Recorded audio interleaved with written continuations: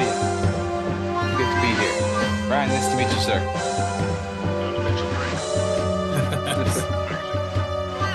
If Joel actually tasted good, I do. Yeah.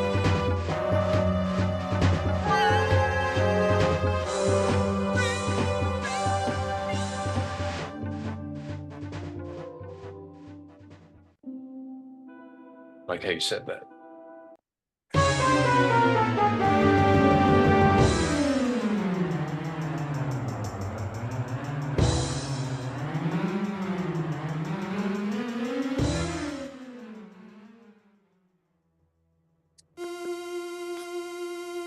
Attention. You are now tuned in to Pass the Controller. Game on. Round table, show me your moves. Tell these noobs get good and get in the groove. Gears of war like Sonic hopping the tuck. You don't want the smoke, you'll get bodied by big nuts. Come for the character, stay for the content. Fans from the elite to the civic binding. Conventions are streamed, the topics deceased. Tell them tune in, peace and hair grease. Let's go, baby. Peace and hair grease. Pass that, pass that, pass that, pass the controller. Pass that, pass that, pass that, pass the controller. Pass that, pass that, pass that, pass the controller. Pass that, pass that, pass that, pass the controller.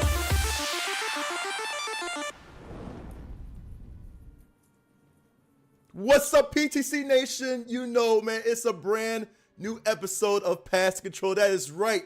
Happy February, man. Hopefully I had a great February, you know, Black History Month, man. Valentine's Day. Hope you got your lover right next to you, or if it's video games that you love, man. Listen, we love it too. That's why it is, man. February, I don't care. Listen, you know, I already know who this is. I am McNux, man. Salty's Gamer Alive. And we have a very special guest. You see him to my left. But before we get to our awesome special guest, as he's hiding right now, I love it. We're going to go round the court, man, because we are with the usual, co-host here, man. Now I got to go to my guy, Smoke, man, right there. Smoke, how you been, man? All right, everyone. I'm doing great, Mark. Hey, you know, today is the day. What a way to end February with a blast. I mean, you couldn't ask for anything better. We're getting ready to do an awesome interview. But before we do the interview, before we get into the nuts and bolts of everything, we're going to give it to the one and only Nick. What's going on, brother Nick? Dude, I look like I'm taking the ring to Mordor. You know what I mean? Like I look like I got the cloak on and stuff. But in actuality, I'm doing great. I won the Darksaber in a trial by combat. I am now the leader of the Mandalorian people. But that's neither here nor there. I'm just out here celebrating Pokemon Day, having fun, having a good time, gaming with my boys, here to talk with my buddies. We're gonna have a great time. But right now, I'm passing the controller to Brian. What's going on, Civ? Thank you. What's up, man? Thank you, Nick. Did you really win that sword? No, I helped some friends move, and their dad has a prolific collection of nerd memorabilia. And he's got like, we didn't watch them. If we had time, we would have. His copies of Star Wars VHS, like that whole original collection. Wow. Bunch of original X-Men comic prints. Like, it's an amazing collection. And Nice. this was one of my, I guess, part of my payment Part of the for payment. helping move the labor. They were like, do you want that Darksaber toy? We're just trying to get rid of stuff. I'm like, yeah, sure. Why not? I'll be the lightsaber guy if that's going to be my thing. Whatever. I don't know. Maybe I'll find the girl someday. Who knows? But yeah. Anyway, I'll be the lightsaber guy until Nice. then. But yeah. What's up, Civ? How you doing? So you know me, I'm civic minded. So I am. That's it. That's all I got. Yeah. And moving on. So I am exceptionally excited for this episode because we have a very special guest, as Nux pointed out. So I have never had this experience before, because not only we interviewing somebody who is not only prolific in the industry and who's the owner, operator, and publisher of the finest video game magazine in the history of video game magazines, but he's also my boss. So it gives me great pleasure to introduce the one and only Ryan Berger. Let's go. Hi there, guys. Welcome guys. How you Welcome doing? in. I'm relaxing in the corporate offices, also known as my basement in Grimes, Iowa, just outside Des Moines. If anybody ever has an excuse to go to Des Moines, I could take you around all the places in here. We have a couple nice arcades, nothing dramatically exciting, pretty much only one place that sells a lot of used video games and stuff called J Seating Hobby, so it's not a digging place for it. But It's the place I live. I've lived exactly here for 25 years. Born and raised since 1982 in Iowa. Nice. Nice. So I have to ask you the obvious question. So if you lived there for that long, how many of those years were you into the video game scene? When did you get started with it? How long have you been doing it? Well, the magazine's been around for coming up on 8 years. Okay. Before that, I was involved in helping some of the arcade auctions that were around. I owned a couple arcade machines. I really kicked back into this when my kids got old enough to get into things. I started going to the Midwest Gaming Classic about 10 years before I had the magazine. So I started enjoying that kind of stuff. Went to the Classic Game Fest. It would be in, 2017 down in Austin, Texas. And was asking around, and there was no magazine. I had 15 years of experience at that point doing a mobile disc jockey magazine called Mobile Beat that had been around for another 10, 15 years before that. And basically, I combined my skill set of doing magazines and my interest in improving the industry, like I'd done with disc jockeys, and into the first magazine. Our first issue came out at the Portland Retro Gaming Expo a couple months later. There had been some other people that had tried to do stuff that was out there. They usually didn't last past about 2 or 3 years once they got past the it's kind of fun stage of meeting people and all the kinds of stuff like, in that area. But I took it partially as a business. Haven't made any money at it yet, but I'm having fun doing it. So it's a passion project then, yeah. It's a passion project, but according to the taxes and the stuff I file, which it's nice because I can write off, things like this. I don't know. Have you guys seen this yet?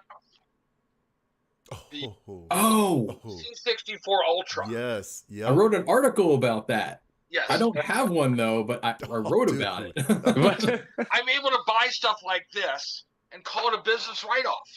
And it's called editorial research. The stuff you see behind me. I mean, I have fun with this. I get to meet all kinds of people.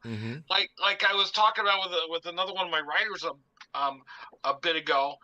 I get to meet these people. They walk up to my booth, and they I'm this guy that did this. Like, oh my gosh, I remember playing that. I mean, I got to meet. This was one of my favorite games. I think it was before your era. Is anybody out there? You guys as old as me? Anybody else 50? Close. Over. Just turned 50. Just turned. Sorry 50. to disappoint. Apple IIc. This was a game I played the crap out of. Bard's Yeah, Tale. Bard's Tale. I'll research that. Yeah. Okay. I got the guy that Michael Cranford that made that, then went on and did nothing else in the video game industry afterwards. I met him in Portland. I get to meet really cool people. Yeah. Here's another one that reminds me. Okay, also in the computer game area, Richard Garriott. Would you believe he's a subscriber to our magazine? Wow, that's cool. I mean, just out of the blue, I get Richard, whatever his big English style name, Yeah. subscribed to the magazine a while back.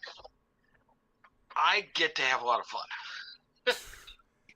And I think it really shows in the product too, because I mean, I was a subscriber to the magazine we're talking about. Obviously, it's right there on his name. So Old School Gamer Magazine, and basically it's focused upon, games and gaming culture that would be representative of retro gaming. So when you so for the audience, first off, how do you define retro gaming so that we all are on the same page here? Because I know that's sort of a nebulous definition. Well, it's a sliding scale.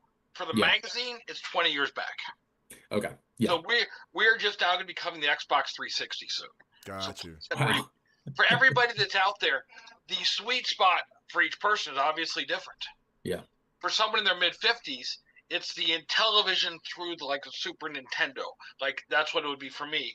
On the Apple II computer, through a little bit of early DOS is what I remember from junior high, high school, and college. Yeah. I remember playing Sonic for the first time on the Genesis, the dorm rooms. I think it would be sophomore year of college. It's what you remember during your prime days with stuff. I see in the background with smoke what you got there. One of my prime machines I have in my arcade collection is the original Atari Vector. I've got one of those. Not worth a couple $1,000. It's beautiful. That's exactly my kind of thing. Brian, with you, obviously you celebrate the Street Fighter and the fighting games, all that kind of stuff. Oh, yeah. So those are the things that you really enjoy. I still remember where I played Mortal Kombat for the first time in college. I mean, those types of memories, and be able to go back and meet the guys that were digitized into that at the Portland show and at the Midwest Gaming Classic years ago. Mhm. Those guys are crazy awesome. I mean, they have the stories, and the great thing about the stories, I'm a non-drinker, but their stories get even better with the more they drink. Trade secrets. So I'm just Inside glad to know information. that. I'm just glad Yeah. to know that I'm finally reached the level of retro because my first consoles were the PS2 and the Xbox 360. So Yeah. I am now retro. the PS2, the best-selling DVD player ever. Isn't Because the it was PS3 the best Blu-ray player ever or something like that? Like, it's the Probably. gotta- Xbox Yeah. would be the Xbox. Which one of the Xbox was the one that had that other Blu-ray-ish format? What's That was a 360. 360? Yeah, I was gonna say 360. Yeah. Yeah, the format that didn't take off. So Yeah, it was a HD DVD, I think. Right. Correct. Yeah. Oh wow. And Nick, when just something I wrote down, you were talking about earlier, watching the original VHS copies. I just gotta get this before it gets out of my head. I have them all on Laserdisc, pre Nice. Lucas edit, post Lucas edit. Plus, I've got episode 1 on Japanese Laserdisc. These were also in the like specific VHS cases that you would buy, like the tan ones, like that would protect you, like whatever. You can buy them in like bulk, and they cut the cardboard of the original tape out and taped it to the protective one, and it was the whole thing. It was insane. It was like Fort Knox. It was wild. Yeah. So is Nick the youngest of our crowd here? I'm guessing Yep. there. Yep. I'll be 29 in April. Okay. Such a baby. So for you, retro is that. I mean, retro is Yeah. expanding. We will always cover the 70s. Okay, the Space Invaders, the Pongs, all great times. Able to meet and have lunch, just me and Nolan Bushnell for an hour and a half. Oh my gosh, that was awesome, amazing. That kind of stuff is just crazy. But yes, it is expanding. Retro gaming. I'm worried about when we get up to the era of heavy DLC and not ownership like current games. So 15 years from now, I don't know how it's going to land because you don't own the games then. You're borrowing them temporarily. Yeah. But the era of physical media and physical games, so the 70s through right now 2005, we covered the Wii, we covered the PS2, we're covering the 360 next. And we like to celebrate also how you can play the games in the modern sense. Like what you've got in the back there, the Arcade 1-Up game. That's a way of playing it in the modern sense. Mhm. AntStream, great way of playing it in the modern sense. All these other devices that are coming out, like the light gun systems, Mhm. that I can go back and play Time Crisis on. Yep. We want to show people how to celebrate these games and play them. So, would you consider yourself a historian, a retro Yes. gaming historian? Yes, a big part of what I want to do is document the past. Yeah. We are working with a couple authors, and we've got a couple other ones that we want to go after that aren't big enough to really have a mainstream book go out, like, that are out. What's his name? It started EA. Kalinsky? Kanye? Well, I'm sorry. Yeah, Oh, you say start with Trip Hawkins? yeah, Trip Hawkins. Yeah. A book by him will hit the main marketplace.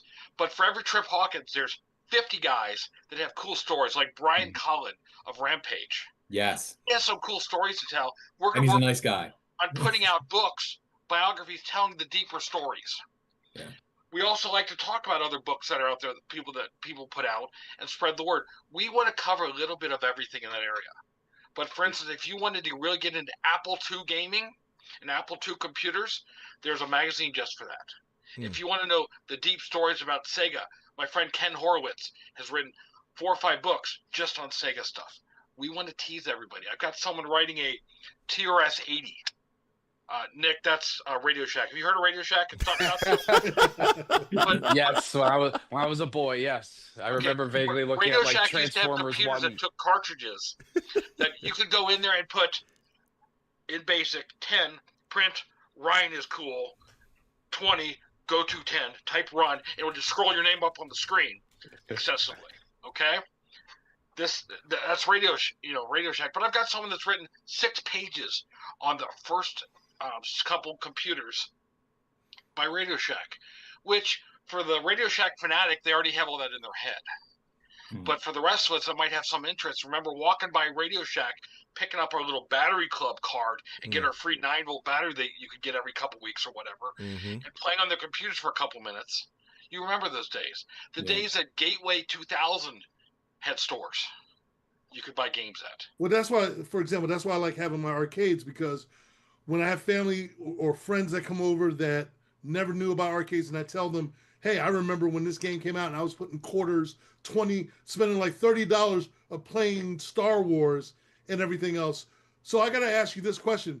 Yeah. What was one of your best interviews where you sat down and for hours? I know you talked about, you get certain people, offer them a drink and they'll tell you the world and all. But what was one of your most memorable interviews where it just lasts with you for countless of years that always left an impression on you? Well, I mentioned Nolan Bushnell earlier. Okay, I've had meals with him a couple times. He's actually technically an advisor for the magazine, and we got to make more out of that stuff.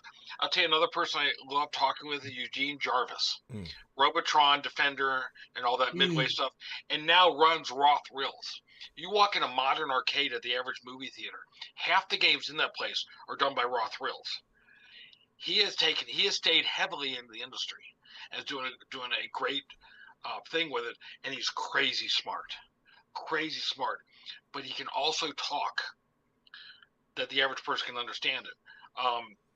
Howard Scott Warsaw, you guys familiar with him? Yeah, oh yeah. He's been on our show. We've had him. Howard is another great example of someone who can talk and knows really geeky stuff. His book is a great example of that. But he can talk to the level that we can understand him. There's other people that are too crazy smart for me to ever understand. So I kind of have to translate geek down. But yeah, a couple of those guys I mentioned would be probably some of the cooler interviews. I have gotten out of doing a lot of those myself. I'd rather bring people on like Brian. I'd rather bring people on like Noah Point that's running some stuff for us. He's going to contact a guy I've known for a couple of years, George Gomez, that currently works at Stern Pinball. He was involved in Tron, Spy Hunter, and a bunch of those early games. He's going to do a great piece for us in the next issue. Nice. And Ryan, you kind of touch on this just real quick. So you're naming these names, and I think it's important. I just want to interject before we go on. So that's what gives me the greatest sense of pleasure in contributing to this magazine, is that after reading for so long and getting to know these guys, like I look at Patrick Hickey Jr. as one of the top tier AAA knowledgeable guys in the industry. I look at Brett Weiss that way. I look at you. I look at Bill. I look at Howard Scott Warshaw, of course. I mean, and the names just keep on going, and you read this stuff and you're like, wow, this is incredible. So again, I have that imposter syndrome a little bit, like I'm on the shoulders of giants, but to be on the same page as these guys, it's the best feeling ever. There's just no explanation. I want to involve people on that. The people that do this stuff for a professional basis. Like we have a good amount of people that get paid to write for us. We have plenty of other volunteers. We have plenty of other people that we will pay for you to come to cons. We'll give you a couch to sleep on and join us with all the stuff. And Brian, we've got to talk more about that kind of vibe too with you on the stuff, and possibly even that angle we were talking about earlier with the show out east. But we do what we can. We pay our bills. People that have a professional job in the area, like our cover artist is a guy from Singapore, if I remember correctly. We pay him a couple $100s to design a specific cover for that issue based on that theme. That's what he does for a living. That's what we pay him. There's plenty of other people that volunteer and do stuff, and we do whatever we can for them. If we have access to some new review product, I might have the new Intellivision that came out back in December. We haven't gotten a copy one of yet, sent to somebody. I might get some new controller sent to somebody. That kind of stuff. So there's bonuses that way, and also just being part of the team that's doing what we're doing. What Brian was talking about. I mean, we're documenting things. We're getting it down there, and that feels good. And see, that's why I really commend y'all for doing that, you and Brian, like seriously, because I mean, especially in this age. And I want to ask you real quick too, Ryan, because going, back to your magazine, especially we living in right now like a digital first world, man. Like, what were the biggest challenges launching a printed magazine in a digital first world? Being able to print that first couple issues without any advertising base, without any subscriber base. We printed 2,000 copies of the issue. We gave out a ton of them at the Portland show. And now you actually pay a good amount of money, you get a copy of that issue. And really comparable, it's terrible compared to what we do now. But I had the other magazine business, which at the time was doing really good. It was starting to fade, but I saw it, and that kind of financed part of it. The problem, the plus and minus of things, is I was in the middle of making the transition, getting out of that magazine, the Disc Jockey Industry magazine we had published, Mhm. and our last trade show was due to happen in March of 2020 in Las Vegas for that show, a disc jockey convention. If you remember, a little thing called COVID-19 came around. Our last trade show in Las Vegas was supposed to be spring break week that year. Right. Went down in flames. Mm. So I did not have the boost in finances I needed to have at the time. We had to take out a COVID loan, and I'm still paying that and stuff. And it kept this whole thing alive. But right now, we're probably, I don't know, 60, 70% paid for by advertisers. Or it might even be a 50-50. 50-50 subscribers paying their $50 a year to subscribe for the 6 issues versus the advertisers. Mhm. And we're almost covering our costs. I'm having fun. So it continues. We're at that threshold though that as we bring on more new subscribers, we can actually start pouring more into it. And that's what we did, for instance, with our issue 50 that we just put out. We put a lot more design skills into it. We put a lot more work into it. Tristan did absolutely fantastic with it. Mhm. Brian's showing off his right there. It's beautiful, Um, man. And it's got a Beautiful. foil cover and all that kind of stuff. By the way, It's this awesome. gang that's helping out with this stuff right here, send me your addresses. I'll send you guys a copy of it. And Brian, while I'm at it, I'll go ahead and send you that extra. Oh, man. I appreciate that. After we're Appreciate done, it. tell me it's worth that to me. The thing is, the magazine, when we print it, we're making about $1 against our general expenses after we print these and mail these things. So it's not a profit thing by any means. It's just we're not in a big enough scale that we could ever afford to put these in other places or do much other stuff with it. So it's really dependent on those subscribers getting out to us.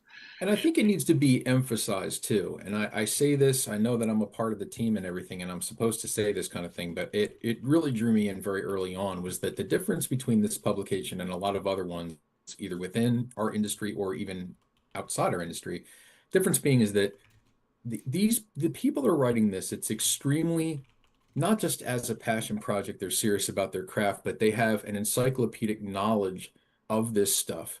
And it rivals anything I've ever read. It's rare that I'm a writer by trade, okay? I don't just write for this magazine, I write as my profession. And the one thing that always it gives me hope, okay? One thing gives me hope is when you see people that not only know their craft, but they can articulate about it, they can write it, they can capture it, they can make it relevant to an audience. And this is the kind of magazine where it's not just phoned in. Every article is just, it's a masterpiece. These guys know how to write. So the combination of having someone that knows how to write, that they know their topic, it's not just a job by any means. We have literally 0 employees. Okay, we have a bunch of 1099 contractors like Brian that we do stuff with. We have all the volunteers that are involved with it. Jared Kylef is one of our greatest people on the earth for us, and a good friend, and he donates all kinds of stuff towards what we're doing and towards the passions there. He's got a nice day job. But then, yes, it's not made by a corporation. Technically, it's a corporation. Yes, BC Productions, Incorporated, doing business as Old School Gamer. But it's done by people that have a passion for it, that are writing it because this is something they're excited about. I talk with our writers when we work on our schedule for the next year, which I have laid out most of. We say, okay, I've got certain things I want to cover in this next issue. Like we were talking about before we went on the air, Brian, we're talking about the fighting issue that's coming up. Okay, I've now told you guys something publicly that I haven't told anybody. JRPGs are next. Did somebody say a fight? Okay, DOS Gaming is our next issue. That's March. It's going to be a little bit late. After that, JRPG. After that, fighting games. And I asked the authors, okay, I've got a couple I need you guys to cover. And then I've got some other stuff. I've got some room for other things. Tell me what else you want to go after. And Brian, give an example of what we talked about on the fighting game issue. There's some stuff that you're passionate about, obviously on fighting. If you look at the back of the screen, you'll see exactly why.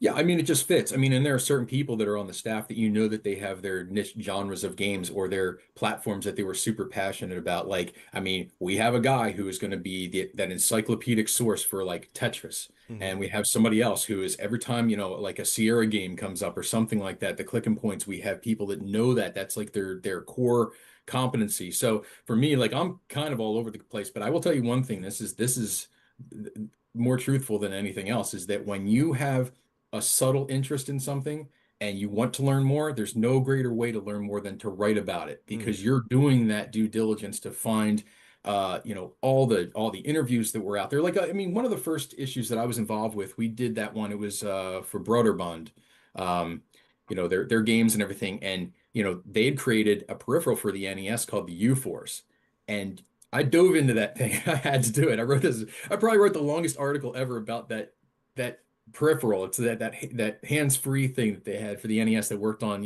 wireless technology and all. And I learned so much about the damn U-Force. I now I think of myself as like the world's authority on the damn U-Force, which is so useless, but it is interesting. So to I learn am burdened with knowledge. exactly, like I didn't know that much about it, I knew the basics, but then I'm like, wow, you start to uncover these things and you're like, I can't wait to tell the audience about this really cool stuff. So yeah, it's a learning experience when you're writing like that too. And I think we've all learned from each other. So it's been a really great experience. I've had another thing that just popped in my head. I had a great experience with interviewing the guys who set up, or one of the guys that set up Babbage's. Babbage's is the precursor, again for Nicholas, this is pre-GameStop. Before GameStop, I'm going to pick on him. Oh, God. Please there's all do. these other companies. Please do. I'm getting bullied.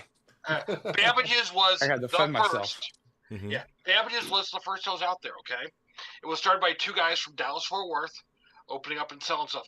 I worked at the number 114, store number 114 or 112 or something, in Des Moines, Iowa. I worked there when I was like 15 years old. Okay, I was able to talk to the guy that started the whole chain and do a neat little piece on it and have some cool memories of how we used to, with the boss's permission, take home games and try them out. Nice.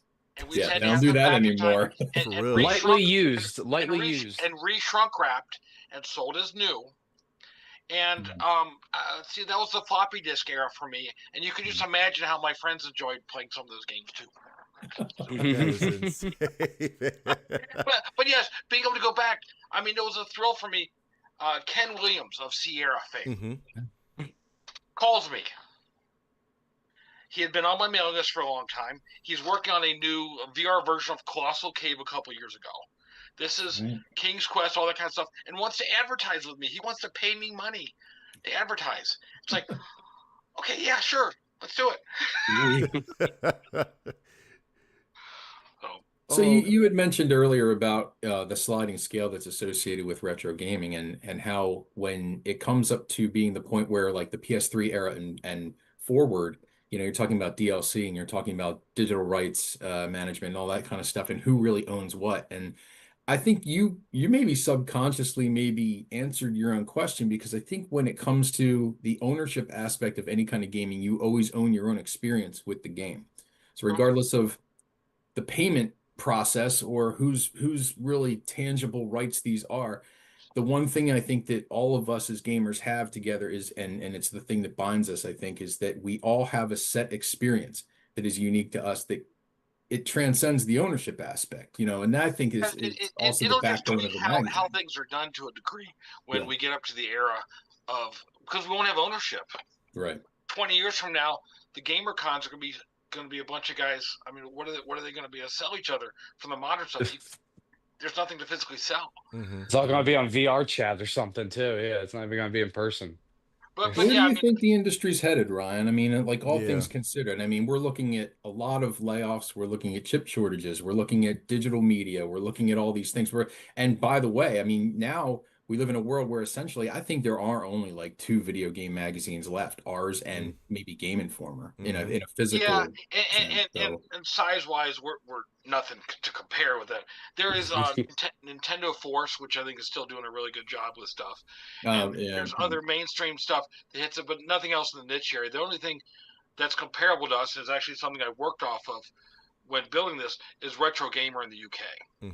I used to pick these up at Barnes and Nobles and Borders and read them, and I still get them digitally. They're what I'd like to be able to do with stuff, but I look at their magazine. I know they have a lot more subscribers than us, but they don't have any more advertising than us. They also charge a good amount more. It's done by a corporate group. There's some really great, passionate writers for there, but that again has a different touch to things. Yeah. I like the touch that we have and the way we run it. I have no aspirations of ever doing this full time. I am a high school computers teacher, and I absolutely love my job. I am the cool teacher who also for a while ran the esports team, who's got banners of Galaga and Mortal Kombat up on his walls. Oh my And- God. Wow. I invite people in to talk to my game programming class. Like I had a guy who spent 25 years working for NetherRealm Studios. Oh, dude. Carlos Pacina, also Yeah. known as Lord Raiden, Yeah. talked to my class. It was virtual. I had David Crane, I think, talk to him once. I had a couple other people, and some of these kids really know what it is. I really want to get John Romero to talk to him. I've been trading emails with his wife about having him dial in because they know who he is with Doom a lot more than they know. Tell him you'll promote his book. His Yeah. book's really. Did you read his new book? Doom- new one. Doom Guy, I think it's called, or something. Yeah, but I read Doom Guy. yeah, it's good. I've got so many books. Yeah. But yeah, there's a documentary being made of a Brenda Romero story. She was early Surtech wizardry, by the way. Look up Brenda Romero. There's a Kickstarter going for her right now. You guys might be able to link it up in here. But yeah, talking to them about things. I mean, this is just, it's way too much freaking fun. Yeah, right, Yeah. right. And I'm trying to share with some of these other guys, like what Brian does with stuff. I mean, I will write an article on almost anything, but I can't always show the passion level that some of these people have about certain things. I am a very good fill-in in that I can turn around something if someone doesn't turn in their piece, especially with some of the volunteers that I can't really enforce a deadline on them. Yeah. I know, Brian, if you remember when you were starting to do stuff with us, Bill would really bug people and treat them like they're No, he never contractors. did that. He No, he not was at all. he was super nice and very patient. Some I No, don't know. Bill's cool. Bill's cool. The red dot's moving around Brian right now. I know, right? Yeah, no, But- Bill Donahue's been around forever too in this Yeah. industry. He's been Bill Donahue is still on our staff, still one of our editors. I've taken a little bit more responsibility off him to direct things a little bit more, and Jared has taken more off it. But he's the irate gamer, or what was his whole handle back in the days? I think it was Irate Gamer, yeah. Yeah, and he was way before all these other angry videos and Yeah. video The games. saltiest gamer ever, right? So, Yeah. but yeah, it's just neat people getting involved. I mean, You know what, Ryan, man, with so much content that you have at your disposal, man, like seriously, and you talk about like the upcoming issues as far as GRPG and the DOS game, and the chat loves it right now. They you know, DOS game is good. It's like so dope. But like, how do you decide like what games or personalities get featured in your publication? really, about 4 or 5 of us brainstorming. Mm-hmm. And if some, if I'm at a con and I meet someone new, for instance, we're doing the Sierra piece, Yeah. and I talked with a couple people about doing it. We've done some stuff specifically on Ken and Roberta Williams, and want to cover other stuff. There's a bunch of people at the Portland show that were after it. Then I found out there's a documentary. I found out from Ken there's a documentary being made about Sierra. So this guy is going to make like a 3-hour-long piece, heavy detail beyond what we could do. And I said, well, will you write me a little bit thinner piece for the magazine? And he dove at it, and it was great. But the ideas come from people emailing them in. Mm-hmm. Okay, put this in. I'm not in the chat because I don't want to try to multitask too much. rb@oldschoolgamer.com. Yep. Or if you email any of these guys that are in this, I'm sure they'll get it through to me. Right. Send us ideas. Whether you have an expertise in it, or you know someone that does, or you just like to see it. Yeah. Yeah. We want to cover everything. We're not going to go into deep, dark depths of things Yeah. unless there's something that hasn't been told. We're going to be working on a story on Game Shark. I don't know if you guys saw the whole Game Shark thing that's come around. The Kickstarter thing that they're doing, right? They Yes. have those Right. 2 Kickstarter projects. The- That's the- cool. The Kickstarter is completed for a book. Yeah. They're working on the website for it. They're also working on bringing the products back. Yeah. Which I have no idea how they would conceivably do that. I can 'Cause- tell you more. I can tell you more later, but I can't tell you here. Nice. Yes. Nice. The Game Shark was after Game Genie. Game Genie started with NES and through SNES and Genesis, all that kind of stuff. Game Shark came around around GameCube, N64 area. And then there was the Pro Action Replay too, which was sort Yes. of in between. They're going to have a product. I'll talk in generality here. They're going to have a physical product that you'll be able to plug in your old school cartridges going from Atari up through PS2, that you'll be able to cheat on all of those. And they're building a database. You'll subscribe to the database and buy the hardware to get some combination of different things. Dude. But yes. Wow. I saw the Kickstarter out there. I contacted the guy. He called me within 5 minutes. Said, "Yep, let's do this. We're gonna have some I can't say that. We're gonna have some cool stuff in the magazine coming up this summer. Hopefully, based on discussions I'm having with Todd Hayes, the main guy behind it. This is the guy that did all the stuff way back in the day, and I think cheating's great. Midwest Gaming Classic, you're gonna be there. Todd and the gang will be there as one of our guests, and they're gonna be giving out a little bit more information. But yes, Okay. Game Shark's gonna be cool. Yeah, I'm excited for that is one. insane. Yeah. And I want to squeeze this question in there because Chad's been Yeah. asking. So from Twitch chat, Ryan Van Exter says, does Ryan have any insight on Howard Scott Warshaw's new Yars game? I don't know when his last time he spoke to Howard Scott Warshaw, but you. I haven't talked with him on the phone or in person in a bit, probably 6 months. Mm-hmm. Yeah, I don't know anything about that. Got you. I was like, I've seen a little bit of the stuff floating around with stuff. I mean, he really retired from making video games actively after 4 games. Okay, let's see. We got E.T., Raiders of the Lost Ark, Yars. I think that was I think he only did 3, didn't he? Maybe it was just the 3. right. Yeah. He's a psychiatrist or psychologist, whatever the difference is, in SoCal. And I know the new Atari people, Wade Rosen is the CEO, and the whole gang with Atari, they're doing awesome things with their old properties. I would not be surprised how far they're going to go with Yar. So I got to tell you, I love Patrick Hickey. If you're familiar with his books, and his chapter on the ET game, and he had Howard Scott Warshaw's buy-in on this. He defined it. I think it was on the title page, the greatest video game ever made in 5 weeks. It's like that's a spin right there, but I love it. I'll never forget that. I thought that was great. Another At the story, time. Yeah, another story to be told, which I'd like to get more out. We've done a little bit of stuff on Boy and His Blob, done by David Crane. Yeah. In less time, on a platform they had never worked on. Produced through Nintendo, which is a pain in the butt to work with. Yeah, right. He likes it, was done in less time than that. Which you can Wow. imagine. Those are Yeah, some neat guys. David Crane's he's a genuine genius. That guy, he's amazing. I bet he has some And stories. the stuff they're doing with Audacity and making new games for the 2600 and stuff like that is crazy awesome. If you haven't checked out, find Audacity. They're making games that blow away anything that had been on the 2600 before, because they've also got 128K they can do it in. But it's amazing stuff that the Kitchen Brothers and Crane are doing at Audacity. See, it's How many amazing years too have- when how you many look years have back you- at. Oh, go ahead. I'm sorry, Brian. No, go ahead, please. No. I'm just curious. How many years have you been a teacher? 7 years. Okay. No, So my wife's a school teacher. That's the reason why I was last. And I always hear another educator like talking about, and I love the fact that, you involve your passion with your 9 to 5 and all. You're able to merge that and able to share that with the kids and all. I think that's very inspirational. I think. Seriously. It's gotten me in trouble with my gaming thing to a degree on things a little bit, especially at the beginning. And I brought an arcade machine into my classroom, and Boston like that. But I guarantee you, I bet you had one of the best classes, and everybody was passing with high A's and everything because they made everybody wanted your class. Everybody Passing the controller. I do have my own geeky crowd that comes in, and I enjoy doing this. I mean, yes, I started teaching, but I was working towards teaching when I started Old School Gamer, knowing that was possibly my future and stuff. And I need to make a change on what was happening. The DJ magazine, as most magazines were, was fading.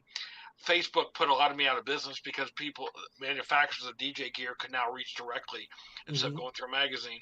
But by the nature of Old School Gaming, we are a physical media people. And yes, there's all kinds of podcasts, video channels, stuff like yourselves, and other ways to read about them.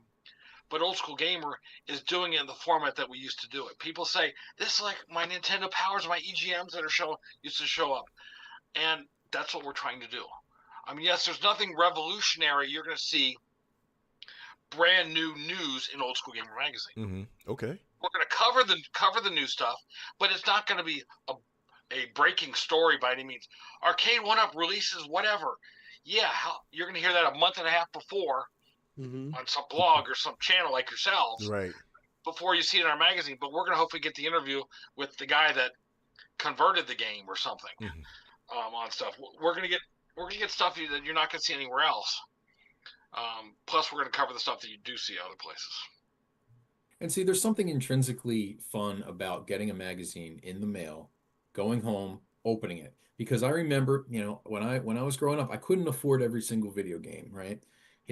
My parents were both public school teachers, so since we have a common bond there, but so my allowance wasn't very much, couldn't afford a lot of games, but it was neat to get an issue of like GamePro or something like that and look at it and say, oh, this looks awesome. This is a review through somebody else's eyes. Maybe I would be interested in it. And a pre-YouTube era where, not everything was being broadcast in real time live, it really did give you, that was your source of insight. Like that was like our CNN of the video game world at the time. You had EGM, you had Nintendo Power, you had all these other, gaming magazines. So that's why I think even today, even if the subject is retro, Old School Gamer magazine's covering that aspect, like nobody else is going to do. And I think it's cool that you have a conduit, even just through, your students in your class. I think that's awesome. Do you find that they have a genuine interest in retro gaming, and is their retro gaming the same experience sort of thing?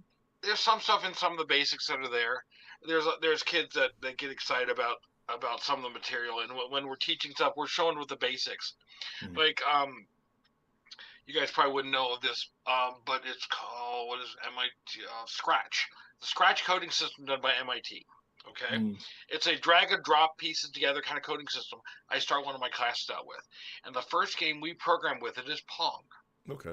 Okay, Nice. and you say arrow up to move him up, arrow down to move it out, make him bounce it this way, and it's all laid out that way. And I can explain to him from the perspective of I've met the guys that made the game, and I know how they did it. And this big circuit board is what did this before. Now you can drag and drop it on your web browser and do the same thing. Yeah. That's Now you could go into an AI engine and say, make me a Pong game with my dad's head as one of the paddles and my mom's head as one of the other paddles, and it'll make it for you.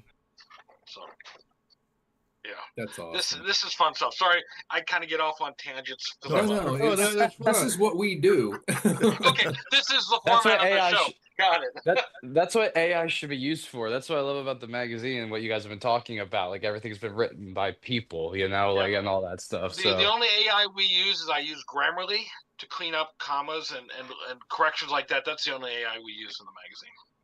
And we're all a little guilty of that. Absolutely. No Grammarly's great. I had shame to here. run on all my emails. You know what's crazy too, Ryan, is that as we continue on, like, as far as living goes and as years go and modern gaming is like, it just continues to upgrade itself up. It's always a battle between retro and modern gaming nowadays. I mean, we could probably see it now, but do you think that there are some, and you probably know a lot of developers, do you think there's some modern developers that really get it when it comes to the retro spirit, in your opinion? Well, Retroware. Retroware and the guys that are in that area, yes, they're a good sponsor of what we do. Another area that is a really funky mix of stuff, Digital Eclipse, which is now with my Atari. Even before, they would take old games and bring them into new platforms. Like they just released a Disney Afternoon Specials series using the old Super Nintendo and the NES stuff with it. But what they do is they build around it. They build editorial and they build topics and stuff around them. Plus, going beyond the retro games that Atari has done either on the Digital Eclipse or some of the other brands, they are the new Atari, which has really existed for about 4 years. The progression of the company going through French hands and Infogrames, all that kind of stuff, is doing a great job with it. They are creating long format games, but they're also creating stuff in the vein of Nolan Bushnell from 1974. Easy to play, difficult to master. Game you can walk up to and enjoy it in the first 10 minutes instead of having to get through the 5 gigabyte update download that you need to have and get way into the game, spend a couple hours until you really start enjoying it. Right.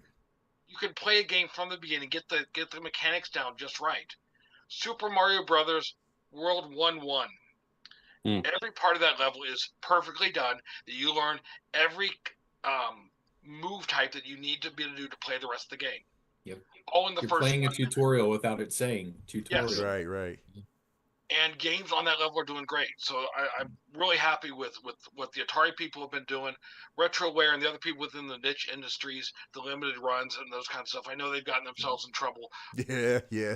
But at the same time, they're doing some great Yeah. stuff. Yep. Jeremy Parrish of our writing staff and the Retronauts group works for them, and he's been gathering some really neat stuff, both under his own book line that he does with them, and for Limited Run. Mm-hmm. Limited Run is a big target to a degree because they are so big. Yeah. When they make a mistake, which happens 1 out of say every 100 times, they're going to make a big deal because they're a big target. Mhm. I'd love to have Old School Gamer be that big of a target that when we have a typo or that we fumble someone's history just a little bit, that the world talks about it. Right. Yeah. I'd love to be in that situation that I have to go back to Brian and say, dude, you put in Mike instead of John in this one article.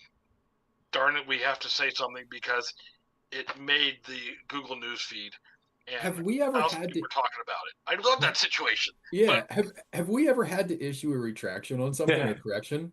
I don't. Never had to put a retraction. I don't recall us ever. Have we ever? I don't think we have. There's been some people that view things a different way. So all the Nolan Bushnell stuff I told you about. Nolan Bushnell had other partners that were involved, and when they got a copy of our Nolan Bushnell version of the story, Mm-hmm. they wrote to us and we interviewed them and said their version of the story about how they met with Sears and they did this kind of stuff and this kind of stuff. So it's been different people remembering things other ways, and it made for a great story. Yeah. So, That's awesome. And but that's one of the things. I don't think we've had a retraction. The place I really want to grow with this, though, Mm-hmm. is I want to be doing more online stuff. And Brian, maybe this is somewhere we can talk about it, even with all the guys eventually. We have a couple articles posted every day, new material. Hickey is one person that does a lot of stuff with that. Todd Friedman does a lot of stuff with that. We need to get more stuff on a feed, stuff that deserves a 300 or 400, 500 word article.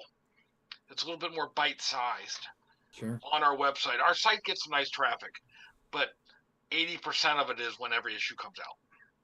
Okay. So we'd love more content. So people listening, if you've got writing skills, your payment start out will be a subscription to the magazine for free if you write for us every week or two. So you're going to be making 10 cents an hour, but you can be joining this team, and that's where people grow from, like what we've done with Brian.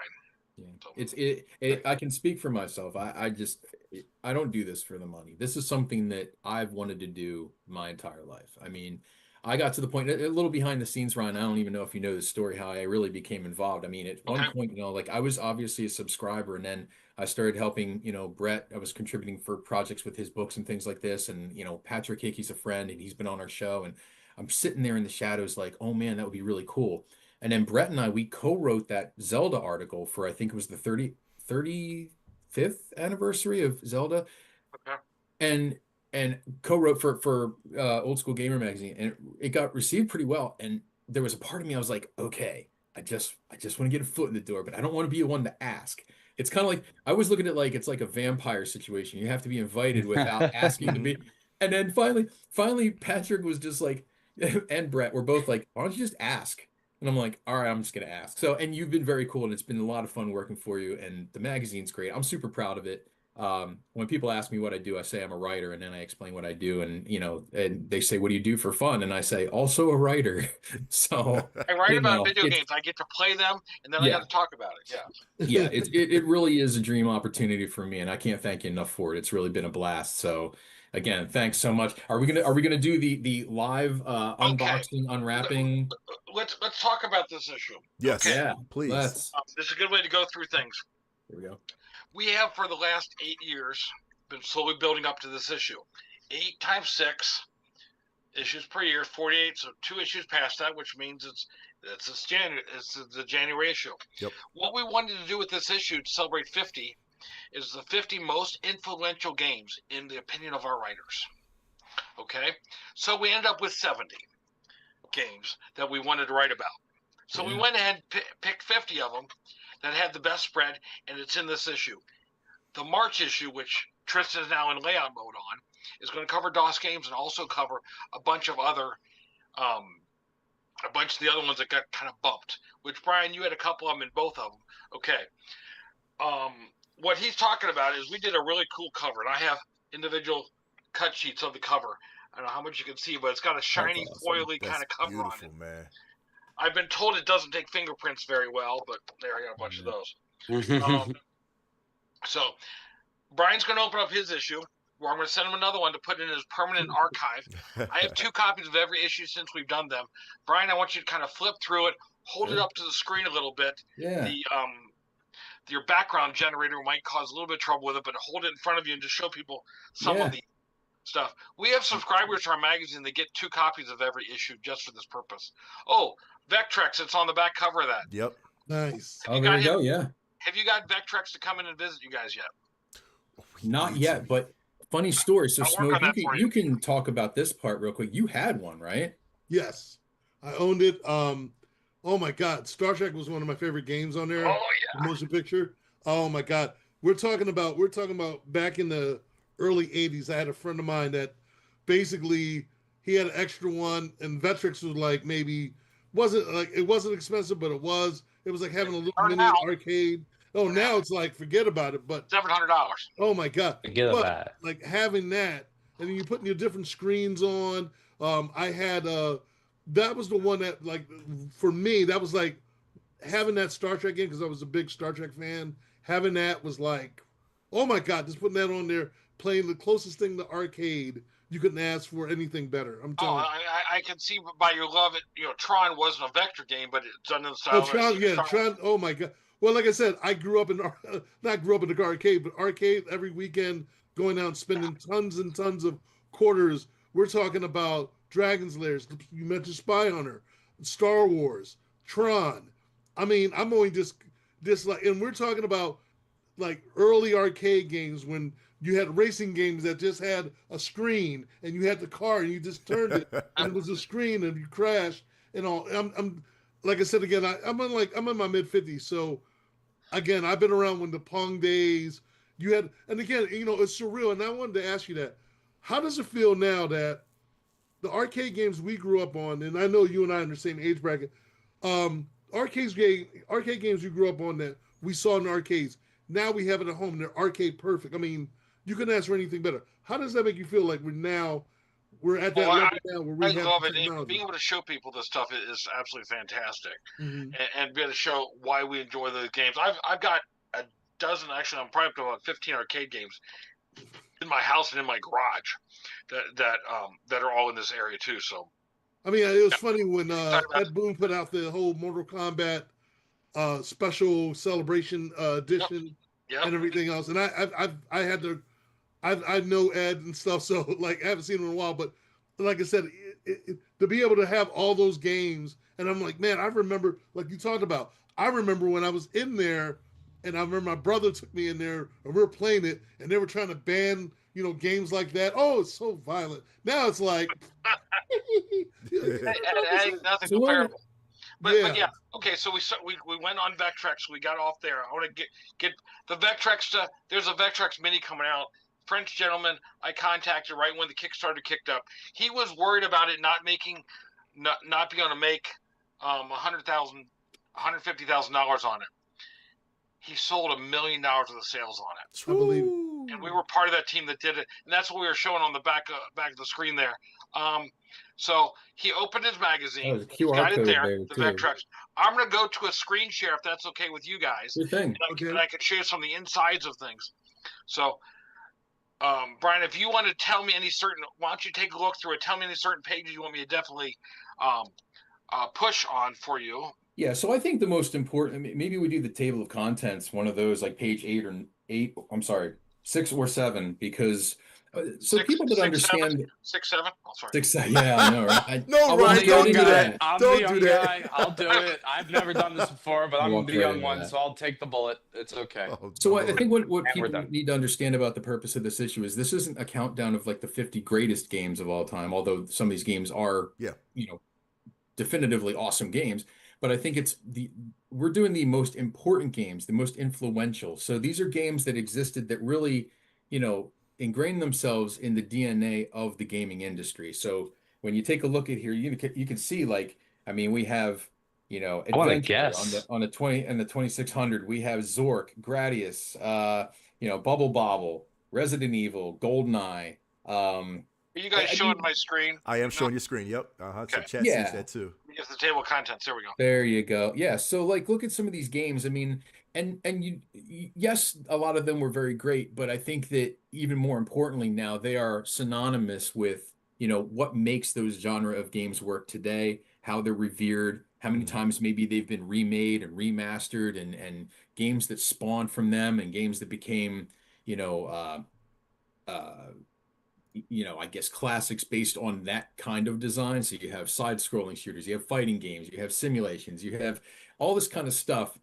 And you start to see that this really paints a more holistic picture of the industry and the lineage, the history of the gaming industry. I think that's important to decipher. So it's not like 50 greatest games of all time, although I will say the greatest video game of all time is mentioned in this issue. And Okay.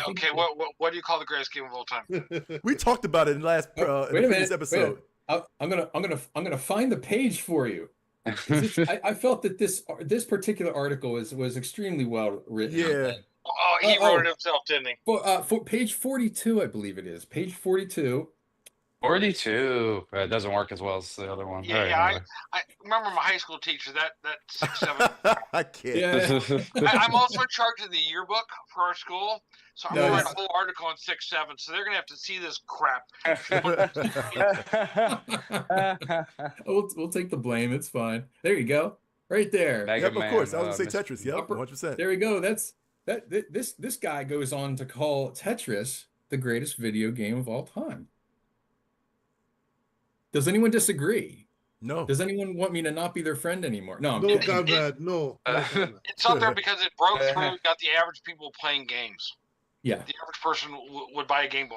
Yep. Play games. And Ryan, you said kind of towards the top of the hour too about like how, level 1-1 is maybe one of the most important video game levels of all time because like you said, anybody could just pick it up with a controller maybe they never even used before. And by the end of that level, when you jump on the flagpole, you knew exactly how to control the game, what the expectations are, what the rules were, you learned about the time limit. You learned that you could, jump and run and do all this kind of fun stuff. And I think Tetris is that same kind of thing. You don't even need an instruction booklet. You could figure it out just by somebody saying, you have to make lines, you have to make them disappear. Don't reach the top of the screen, go.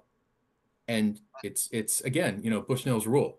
Right. Easy to learn, impossible to master. So yeah, this issue is amazing. And I have to like say, I mean, Tristan's layout work is absolutely awesome. This is sick. Yeah, I'm literally like a gasp. Like I have no words. This is the awesome. graphic This is taking design me is on back. point, man. By the For real. way, Ryan, I have to take umbrage with one thing you said. You said that Game Informer is bigger than we are, and maybe that's true. Like their readership level, like their the number of people that subscribe.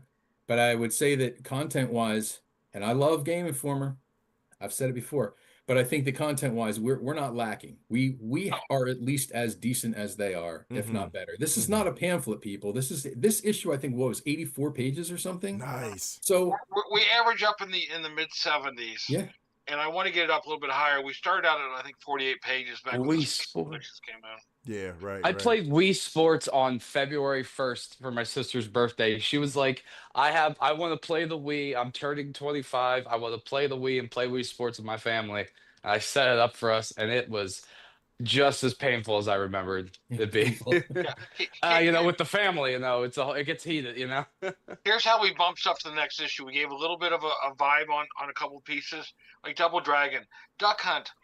We didn't have anybody write detail on it, but we put some basic material in there. Half-Life, Halo 2 was big, Fire Emblem, Of course. Hitchhiker's Guide Gears to of the War. World. I mean, and I was a lot thinking of- Batman. NBA Jam. Yes. Okay.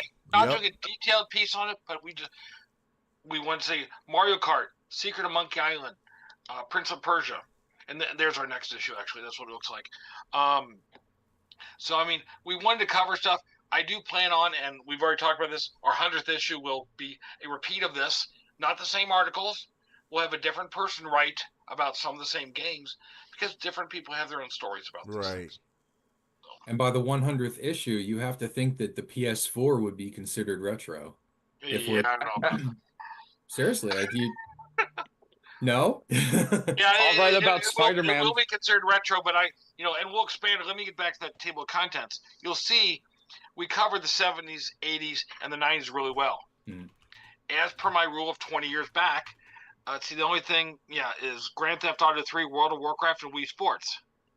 Mm. Because that was the revolutionary stuff of those first couple of years. But yes, it'll expand. There'll be more of it. There'll probably be a couple more that we'll put in the 80s and 90s. I doubt the 50s and 60s will change much, 50s through the 60s. You realize video games started out on an oscilloscope? The story on OXO and Tennis for Two, those are done on an oscilloscope, those round, vectory kind of pieces. Yeah. That's how they program games to start with.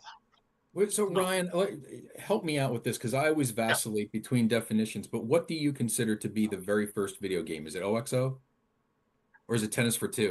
Those two are like kind of. I would go Tennis for Two myself, but OXO is just tic-tac-toe. I mean, yeah. I'm more of a Tennis for Two and Space War kind of stuff. The first practical game that people could really play at their home would be the Odyssey, which we list as table tennis first home console game. Right. The first game that was popular in arcades would be Pong, but Space War never really took off. Right. It is the Computer first space, commercial coin-op game, but Pong was the first place, and the first major after Pong is Space Invaders. Yeah. No doubt about that. That's one that took over the coin world in Japan. And awesome. I got to admit, the content here is incredible. Now, Chad's asking, can they get this issue right now, Ryan? You can still order the issue. Let me pull. You're still showing my screen? Yep. Yeah. Shop.oldschoolgamer.com. The only difference is now you're going to pay shipping for it. Mm-hmm. We do have some great deals on here of ordering back issues. If you want to cover the last almost 3 years, $85 will get you 15 back issues and the current number 15. I'll literally ship these out on Monday. And I think it's important too, right? When they subscribe, they can download digitally past issues too. Is that correct? Yes. If you were to subscribe, the digital subscription is $20 a year. You will have access to every single issue of the past, DLC free, with your email address watermarked in the corner. So I know if someone's cheating on me. Gotcha. Yes. So if you're outside the U.S., the best way is to do that. We are trying to get something better going with Amazon where they do their print-on-demand service. Right. But it really is not affordable to go any further away than Canada at this point. Ryan, would you ever consider doing something in a compendium fashion, like maybe do like a year one collection as a book or something like that? It's a project I've been trying to do for the last couple of years. Yes. Oh, I would love to help with that. We'd probably leave out the advertisements and be able to get one year into about 200 some pages. Yeah. Just because people are asking, there are some older issues available through the Amazon print-on-demand service. I just haven't converted them all over to it. They're not quite as cool in my opinion, but yes, we want to do the coffee table style book. We just got to get ahead of the game on the rest of our issues, and we'll do more. Nice. Well, let me know how I can help. Okay. Put me in the game, Coach. So, one thing to note for everybody that's around, oldschoolgamer.com is free, I think it is. Uh-huh. Is that the URL? Let me look. Oh, come on, computer. Oh, it's free comic book day. That's not what we want. Well, anyway, go to the main website, and you can sign up on our email mailing list, and that gets you in the free version of what we give away on the magazine. It's the first half of every issue. You just have to give up your email address to do that. Oh, that's pretty cool. That's pretty cool. Yeah. So you can access the first half of the issue just by signing up on the website, the free version of the membership. This is my membership. This is in my account. You can see. But let me log out real quick so you can see it better. Exactly as you would. And we give away the first half of the magazine just for people to read. and enjoy. So if you want to go after this right now, you can literally go in and see the latest issue, free editions, and enjoy it. That's that's awesome. perfect. Yeah, that's pretty cool. Yeah. That's a Just deal. a shorter version of it, and we notify you via email when it comes out. If you decide you want to throw money at it after you've seen the free version, we'd love to have you help pay our bills. There you I'd go. love to. I'd love to be a little bit ahead of the game.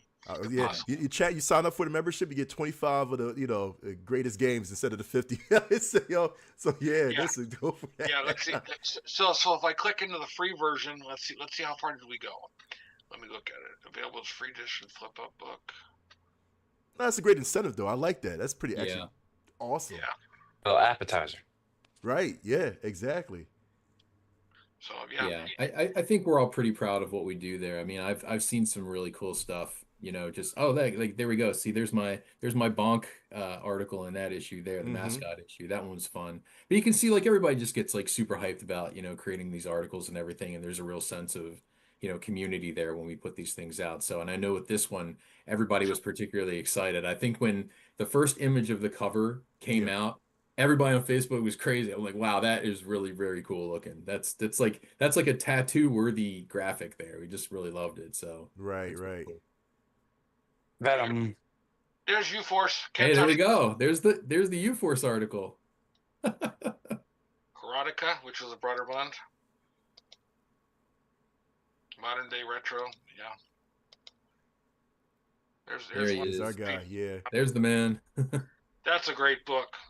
Once upon Yeah. a Target. So okay, I'm gonna drop off the chair, just FYI. Absolutely. But yeah, let's see let's do talk, Brian. Let's talk a little bit more afterwards, off the air. Next week. I think we can do more stuff with you guys. If we were to start some kind of regular thing, I like the vibe you got here. If I can help spread the word about what you're doing, and you can spread the word for us. Really Okay. appreciate Oh, that. yeah, definitely. Well, I got an idea for an article. Okay. Uh-oh. Okay, here we go. Is this going to be Right. about the Switch or the PS5? No, it's gonna be about the Switch 2 actually. No, it's actually about my Apple mobile game subscription. No, I'm kidding. Why Darth Vader is the greatest video game villain of all time by Eric the Smoke Moran. I think there's some weight behind it. I know I'm holding a dark saber, but pretend it's just a red one instead. But I think there's some weight behind that. Just think about it now. You don't have to say yes or no yet. But I Darth can't with Vader in terms of video game presence. I'm just trying to. I'm speaking for a friend. Asking for a friend. I got you.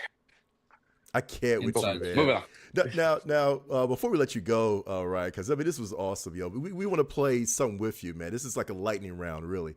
Okay, shoot. Yeah, so I want to get your brain, but like Lightning? at a fast pace. You know what I mean? So here we go. I don't know if you're ready, Ryan. Here we go, man. Nintendo or Sega? Sega back in the day. All right. Arcade cabinet or home console? Arcade cabinet.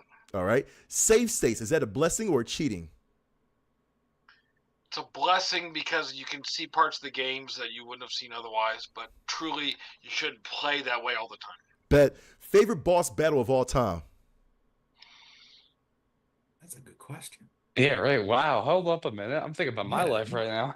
It's not totally a boss battle, but for instance, level 3 of Galaga, where all the stuff that's kind of a boss battle, so finishing up a thing. I love double popping.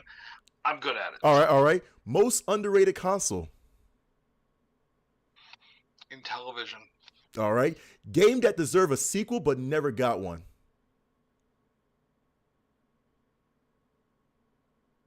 Don't have a good answer for you there. Sorry. Okay, that's fair. A dream interview for the magazine. Dream interview. Shigeru Miyamoto. I love that. Okay, last one. One game you think everyone should play at least once? Tapper in the arcade. Perfect. That was lightning round with Ryan Berger, man. That was awesome. And I love that you named the Nintendo, and I'm really hoping, wink, wink, that Digital Eclipse is going to do the same treatment with Nintendo and the Blue Sky Rangers as they did for, the 50th anniversary of Atari. I really hope You mean there's in something. television? Yeah, did I not say? Well, no, You said no, but I Nintendo, mean, yeah. they're synonymous now, right? I mean, Yeah. I'm saying they did in the 50th television with anniversary of Atari, and they Yeah, put the. they've already done a lot of stuff with it. It's really pretty cool, the connection. I just figured they need to buy Coleco out now. That can't be worth a ton, and just add that in the mix, and they have the console war all together. That's true. Who owns the rights to Coleco now? I mean, I know that there was something a couple years ago with the Chameleon, and that kind of tanked. Yeah, and- there's one guy owns the brand name, another person owns the IP. The guy who owns the brand name, I know, I've talked to him a bunch of times. I'm not sure who owns the IP. Yeah. Yeah, it would be good. That would be good to have too. Yeah. Seriously, man. But Ryan, again, thank you so much for thank hanging you. with us, man. It's Yes, been thank you. so much fun, yo. Just going back in time. I'll have to come back every once in a while. Maybe each time we put out an issue, I'll drop in for about 10 minutes, tell about the issue, and then bop out. Keep that in mind, Right. Brian. Let's put together a pitch for me. We'll find a way to work together. We have to make that a segment. Yeah, exactly. Yeah. I think that'd be a great segment. Seriously, man. And then honestly, you know, Okay. this is perfect too because I especially on my own personal channel, I do like a segment on Sundays called Old School Sundays where I actually teach my community, man, like legit back in the day games, man, because a lot of my community are young bucks anyway. You know what I'm saying? So it's like, all right, cool. You know, they got to learn something. You know what I mean? So this They is gotta learn. yeah, they got to learn something for real. Right, You know what I gotta mean? learn It's today. teaching, dude. You know. So yeah, but Okay. yeah, We're good. I'm going to bug Awesome. out, go spend some time with my daughter. Dave. Awesome. Thank you for your Midwest time. We Gaming appreciate it. Classics next event. We're going to be at Portland Retro Gaming. I've already got plans for Vintage Computer Festival Midwest. We'll be at and a couple other ones. If you have suggestions, if people are involved in other events that are out there, please get a hold of me. rb@oldschoolgamer.com. Let's talk some more. There you go, people. And Absolutely. like I said, check out oldschoolgamer.com for everything. Again, Ryan, thank you so much. I appreciate you so much, man. You are amazing. We're going to get out of here. So you chat, you already know, man. If you love this episode, go ahead and like and subscribe. Go ahead and share this episode to everybody because they really need to see this, man. It's for sure. Check out our websites. You see the QR code right at the bottom, man. You know, listen, we're here every month. We'll see you next month, man. So for Civic, for Nick, for Smoke, for Ryan Berger of Old School Gamer Magazine, I am McNux. This has been Pass Controller. And as always, people, get good. Peace and hair grease, dog. Peace and hair grease. Lightning. It's perfect.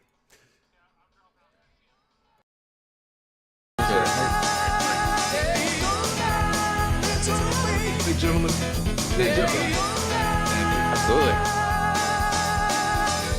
Guys, I appreciate you guys making time for this. We were just talking about, magazine posting from one promotion. I said we need a guest. Congrats, man. Being flexible and having an audience. I've never heard him talk so much. He's not usually that gregarious. I think he's one